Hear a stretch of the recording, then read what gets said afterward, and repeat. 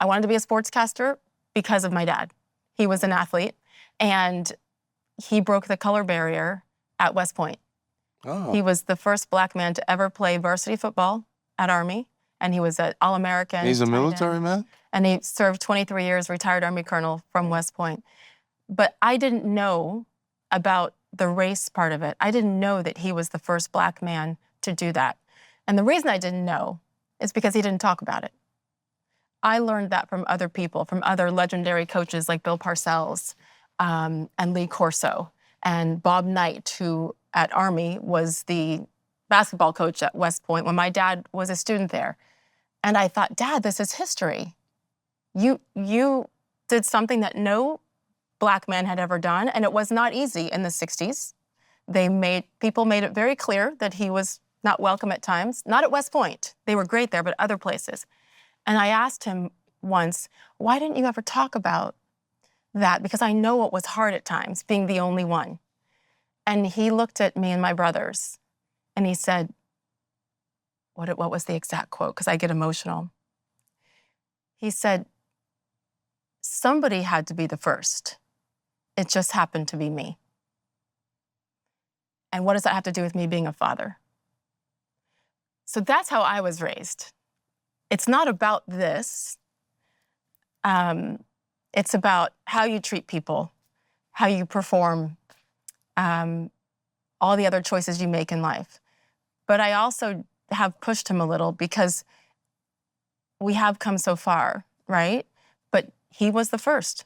You were the first in many ways, even though you're not defined by your race. My dad now realizes that he was an example for others, and he takes that and doesn't talk about it, but I think there's something in his heart. Do you take that? Do you feel that as well, where brown people, like these athletes that came after my dad who wanted to be like him, saw, oh my goodness, look at what Billy D. Williams is doing, and he's being himself. He's being authentic. He's being eccentric. He's being all of these things, and not many others had done that before you. Did that ever hit you? Yeah, but I don't dwell on it. I don't think about it much. Mm-hmm. I just simply do what I think is makes me feel that I'm contributing a point of view. You are. Or a perspective that can be useful.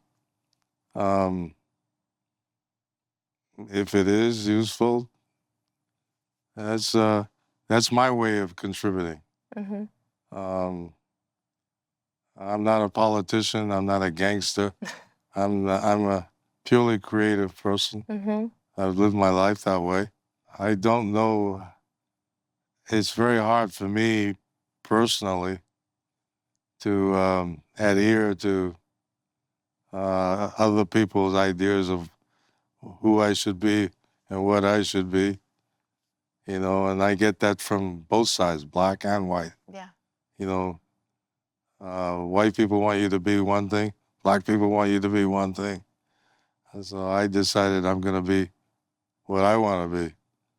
And but that's where the whole individualism and futurism comes into play. Was that a hard decision at any point when you kept feeling tugs from both sides? I'm a maverick.